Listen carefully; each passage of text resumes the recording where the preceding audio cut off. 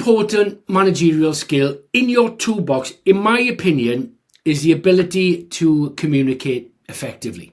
To help you do your job, you need to be able to let your senior management, your client, those that you report to, understand what you're trying to achieve and why. Let's face it, your senior management expects you to protect everything. But in reality, you know that there is never enough time and the budget is always stretched further. So you need to be able to manage their expectations. To do this, I'm going to teach you a procedure that you can follow. It's my adaptation of the security risk management process. The first thing you need to do when you're trying to protect something is, of course, to clearly identify what is it you're trying to protect. What is the organizational asset? Now, to do this on your own will be very challenging, and I would add probably not accurate.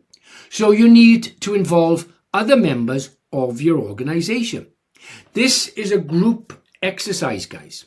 The aim of the exercise is to identify the most important assets within your organization.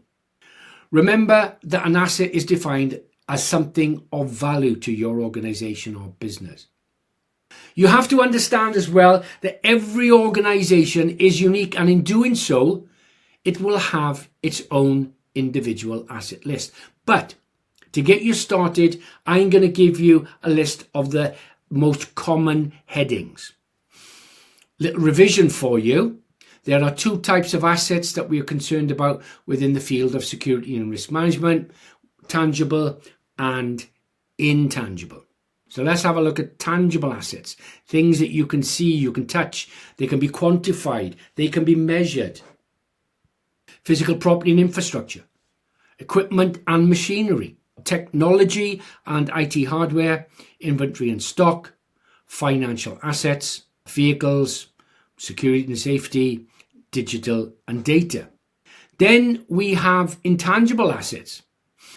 The intangible refers to something that cannot be physically seen or touched, but still has value or significance, often used to describe assets that are abstract but still as important. Intellectual property, brand and reputation, contracts and agreements, human capital and organizational knowledge, business process and competitive advantages, customer relationships and market position.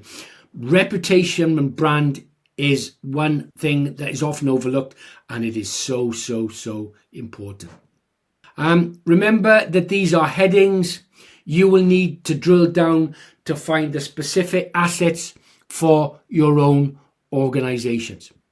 Having listed your assets, the next step is to identify how important they are to your organization. Again, identifying the assets critically is going to be a group exercise. As the security manager, you're going to need help with this. You're not going to have all that information yourself. You need to involve other management. You need to work with them to identify how actually important the specific assets, individual assets are. I would suggest when you're ranking your assets, you use 3 headings as a metric. Okay, and I use critical, important, and low assets or tertiary. Again, must stress this is a group exercise. You have to have input from senior management, and it's up to them how they rank the assets of importance. You are not assuming. Okay, so let's have a look at critical assets. These assets are indispensable to the organization. The failure and loss would immediately disrupt operations, cause significant financial loss, or pose a security threat. Important assets. These assets are valuable and contribute significantly to business operations, but their loss would not immediately cripple the business. However, prolonged disruption could lead to operational inefficiencies, increased costs, or reduced productivity. And finally, low-level assets. These assets enhance operations but do not affect business continuity. Their loss might be an inconvenience, might cause administrative burdens or minor delays, but operations can continue largely unaffected.